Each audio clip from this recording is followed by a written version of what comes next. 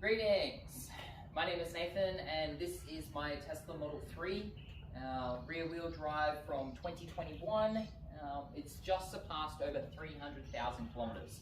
Now, maintenance things aside, you're going to want to know, how's it holding up. We just did a battery health test on the vehicle and it reported back 89% capacity.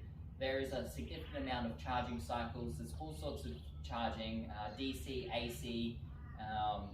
It's primarily stored at 100% and it does get its fair share of 50 kilowatt, 80 kilowatt and the Tesla superchargers, which are up to 250 kilowatt. Being that it's a rear wheel drive unit on this one, single motor, its total capacity for fast charging would cap out close to 170 kilowatt. But I've definitely made use of driving this vehicle around over the last 3 years of ownership. There's many road trips involving Brisbane to Sydney, Brisbane to Melbourne, Canberra, Bundaberg. I haven't done Cairns yet, but maybe if they want to open up, I'm waiting for Bundaberg to open, which hopefully will happen later this year, and several other different sites will open. And it's going to make it so much easier for those with these vehicles to do long distance road trips. Now in this video I'm going to cover how am I going with tyres.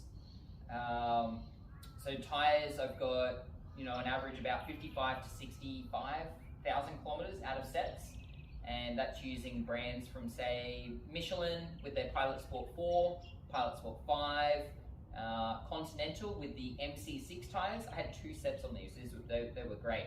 I'm currently on E-Contact from Continental, which is their EV specific tyre, which is fantastic. If you want lower road noise and lower rolling resistance and a better efficiency, go for those. You can pick whatever you want, right? There's going to be heaps of different videos on the internet regarding what tyres are suitable for you on your vehicle. That aside, this video is mainly on what have I done for maintenance on this vehicle over the last 3 years and the 300,000 kilometers. So if I talk about, the rear boot strut, you can imagine this car, it's used for rideshare. It's got close to about 130 different passengers in the vehicle every single week. The boot opens and closes a lot, okay? So it's going to get worn quite a lot. Eventually I replaced the gas strut and the electric motor on that, and that kit cost me under $90 delivered to my door. Not sure on how much Tesla would quote on that, because this is me just getting different parts and doing it myself, so that's what I've done. The door button where you press to exit from the internal part, I replaced the left rear one on that. That was easy to do. I posted a video on that one, so you've probably already seen that as well. And we'll class those as major things, okay? So, a door button and a boot strut is considered major. Like, right, if you've owned a normal petrol car, you're like, hang on, haven't I had to replace some crankshaft seal and, pay for like 5 hours of labor, and maybe you've got to replace a head gasket manifold and, all that tricky stuff. And you got the dealer calling you going, mate, we thought this was going to be a short job, but we're actually going to need your car for 4 days, and we can't give you a loan car because we don't have any at the moment. So, you're left on your own. Anyway, haven't had that experience with the Tesla. It's been fantastic. Some of the insurance things required in my ownership on the car. The front bumper at the front has been replaced because a Toyota RAV4 with a tow ball reversed back into my vehicle when it was parked. That happened in Sydney. Tesla got a brand new bumper and I got that all fixed up, so car looks brand new. Paintwork on the car is awesome. It gets washed close to about 2 to 3 times per week. It is my job to do what I use this vehicle for, so I might use it in a different manner than you are personally using your car for. Yeah, other maintenance things, window wipers, you can get a set of those on the Tesla official website. I believe it's about $35 for each side, or you can do aftermarket. It's completely up to you what you want to do. So without further ado, I'm going to switch camera around and do a little pan shot and show you inside so you can see what kind of things have been worn in that time. Alrighty, here's your panning shot. So, you know, there are a little tiny bit of stone chips on this front bonnet, but not enough really to, you know, even spot anything, even on this video. Still amazing. Stuck with the original Aero covers. They may not be of everyone's taste, but I'm always after efficiency.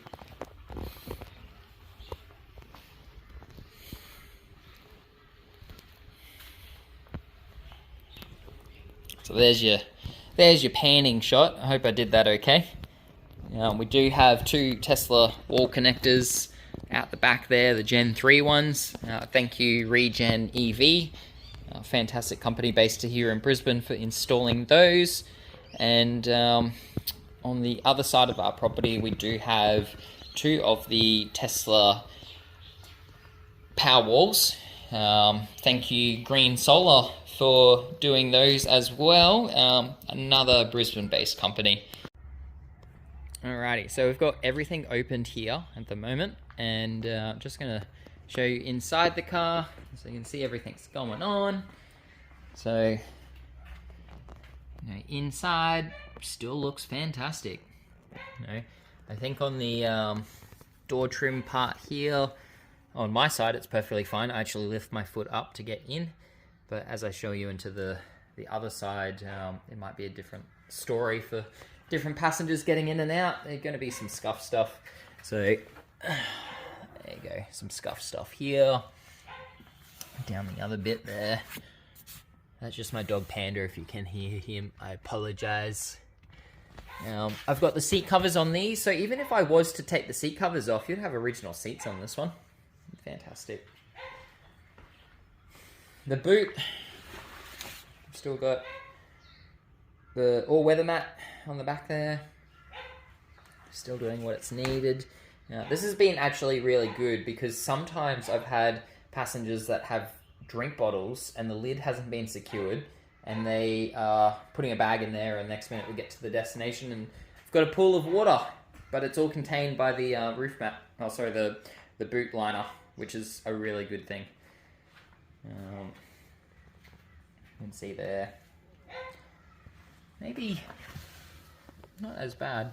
Little tiny scuffs on there, It's holding up really well. Light buttons still work fine. Coat hanger buttons still look good. Aircon vent still moves around. USB-C ports down the bottom still function correctly.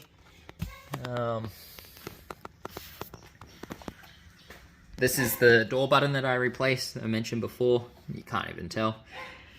No. It's always rewarding knowing that you've done it yourself, if you don't stuff it up, right? So you also notice here that this one still has the lumbar support. They removed that in previous versions, I think 2022 onwards. Alrighty, so this is the vehicle screen, which still works perfectly fine. You can see the additional vehicle information. This vehicle is fitted with the Intel Atom CPU.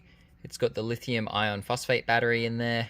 And you can see my total kilometers down there too. So 301. Still working perfectly fine. I love doing that.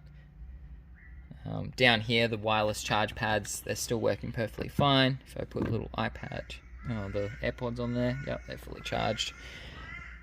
Cyber whistle from Tesla. Interesting thing, right? And the water bottle holders still function perfectly fine with some Tesla products in there. Earth Day vessel and a just normal drink tumbler from Tesla as well. Steering wheel works. Right, see if I can get a better view of the steering wheel, because that is something that some people have reported.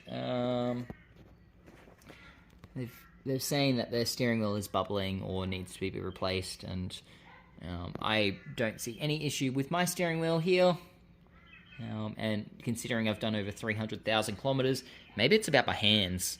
I don't know. It's all in the hands, right? Don't know. I've got an aftermarket phone mount here as well, which has been great, and I've just got the USB-C cable that I've run through the bottom of the dash. Sports pedals fitted there. I should have vacuumed that down there, but anyway. One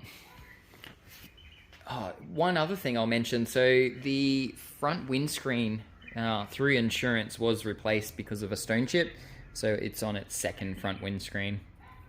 Not bad for a vehicle with this many kilometers on it, right? Everything else is still original from factory, and I'm quite happy with how this ownership of this car has been.